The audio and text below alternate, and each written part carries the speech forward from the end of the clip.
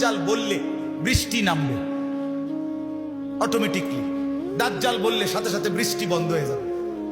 2 number, দাজ্জাল যেই কোনো জায়গা থেকে বললে স্বর্ণ রৌপ্য বের হবে খনির মতো। দাজ্জাল বললে সেটা আবার নিশ্চিহ্ন হয়ে যাবে। 3 নাম্বার, দাজ্জাল যেই কোনো জায়গায় বললে খাল হয়ে পানি বইতে থাকবে।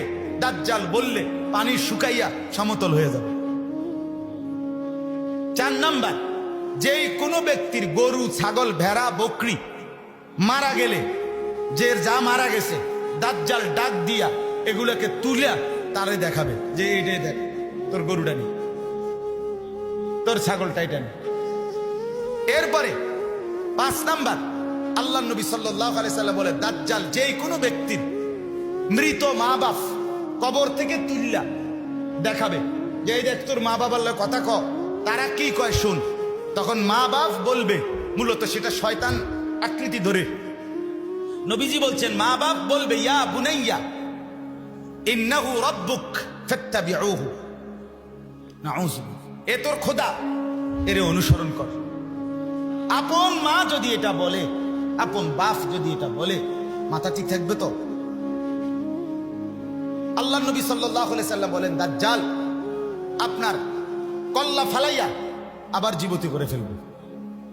মানে এই তো দেখছে কল্লা ফালাই দিছে, হত্যা করছে, আবার ওই ব্যক্তিকে তাৎক্ষণিক আবার জীবিত করে দিবে। নাউযুবিল্লাহ। বলেন যেই দেশের মানুষ রাত্র 10:30 বাজে 11টা বাজে শুনছে করোনা ভালো হয়ে যাব আজান দিলে মসজিদে, আর দেরি করছেন আধা ঘন্টার ভিতরে সারা দেশে আজান দিয়ে লাইছে। যাদের ঈমান এত দুর্বল, যে দেশের মানুষ আপনার মাজারের গাছের কাছে, মাজারের মাছের কাছে, কচ্ছপের কাছে, বিভিন্ন রঙের মাছের কাছে নিজের মনের আশা আকাঙ্ক্ষা পূরণের জন্য মান্যত করে, রুটি দেয়, মোমবাতি ধরায়। যেই দেশের মানুষ আপনার গাছের মধ্যে মাজারে লাল কাপড় বাঁধে সন্তান পাওয়ার জন্য, যাদের ঈমান গাছের কাছে চলে যায়, মাছের কাছে ঈমান জায়গা।